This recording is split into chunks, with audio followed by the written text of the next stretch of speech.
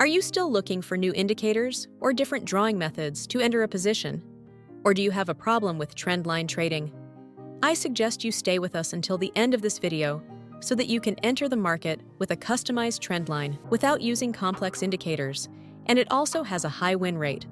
We call it a trigger line, which is an entry trigger.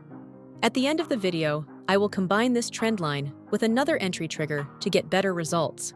So, if that's something you're interested in, make sure to hit the like button to show your support, and don't forget to subscribe to our channel. See you after the disclaimer and intro.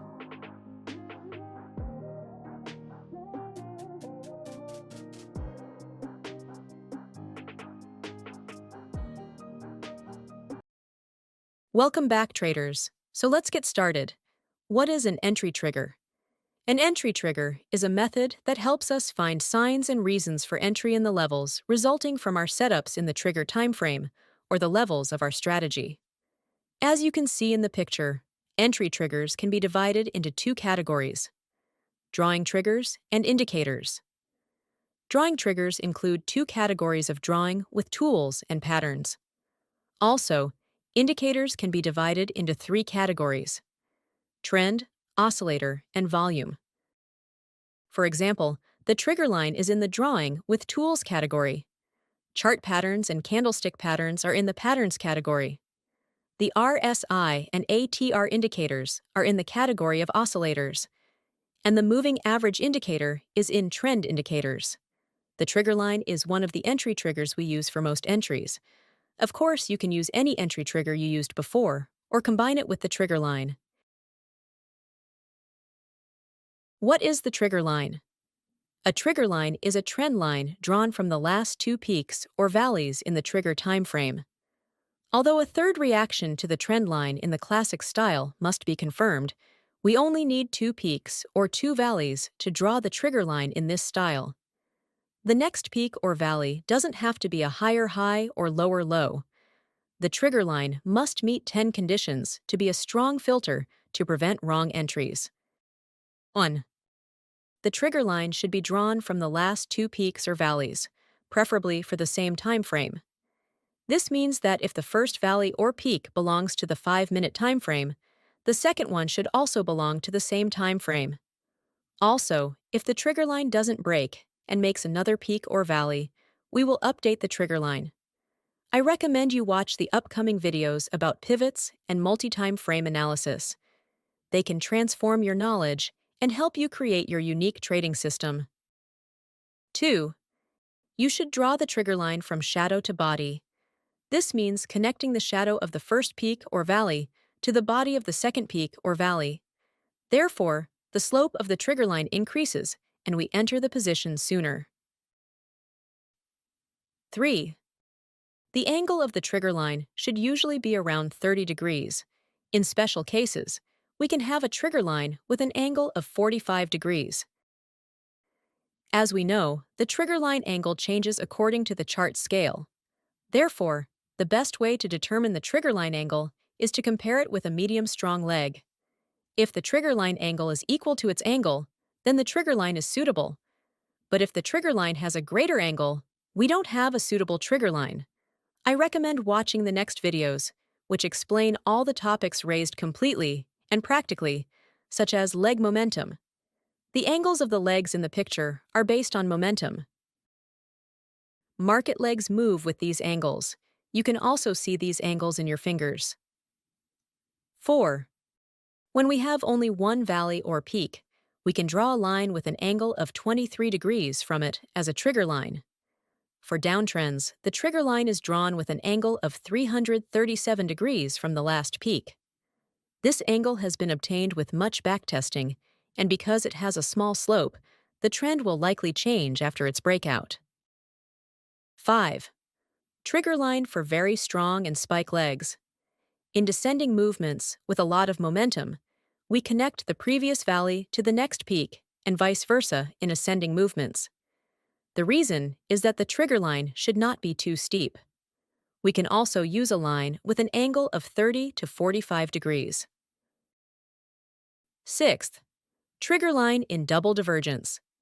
To draw a trigger line for a double divergence, Connect two divergence peaks or valleys with a line, and draw the trigger line parallel to that line from the valley or peak between them. 7. Trigger line for harmonic patterns. In harmonic patterns, instead of waiting for the pattern to form and reaching the PRZ areas to trade in those areas. In this style, when the trigger line breaks, we enter the position and the target is PRZ level. PRZs are magnet zones, and they pull the price towards themselves. We don't value the Fibonacci levels of each leg and only pay attention to the formed pattern. In harmonic patterns, we draw the trigger line as shown in the picture. 8. Breakout candle. The candle that breaks the trigger line should close in the last third of its body, and its shadow near its close should be small. Different shapes for the breakout candle are shown in the picture. The second candle should confirm the breakout when we have the first case. The second case is confirmed, and it is great if the breakout candle is a long bar. Please watch our next videos about the category of candles to learn about the types of candles and their uses. 9. If we don't have a suitable peak or valley to draw the trigger line in the trigger time frame, we go to a lower time frame and draw the trigger line in that time frame. Then, we return to the trigger time frame and wait for it to be broken. For example, the trigger time frame is 15 minutes, and we can't draw a suitable trigger line. So we go to the 5-minute time frame and draw a trigger line, then return to the 15-minute time frame and wait for its breakout. Pay attention! Don't insist on entering a position when you can't draw a suitable trigger line or use other entry triggers. Using candlestick patterns in the trigger time frame is not recommended at all because the first hit to a level can be a settlement pivot. The price will form the first candlestick pattern when it reaches the level. So, if we enter the market, the price may go back and make a stop hunting there. 10. The trigger line should be drawn in the levels where we expect the price to return from them. We can find these levels using our desired setups or the levels of our strategy. The win rate of the trigger line will be low if we want to trade with the breakout of the trigger line in the middle of a trend and where the price has not hit any important levels. Don't miss our next videos if you want to find the key levels. Well, all the important conditions have been said. Then we draw some trigger lines on the chart. After that, we combine the trigger line with an indicator to get better results. Example 1. We have a level from the past. When the price reaches the level, we draw the trigger line from the shadow of the previous valley to the body of the last valley. Example 2. We have a level from the past. After the price reached the level, it formed a double divergence, so we draw the trigger line in the same way as mentioned for double divergence. Example 3. Again, we have a level from the past. The price formed a harmonic pattern, so we must draw the trigger line in the same way as for the harmonic pattern. Example 4.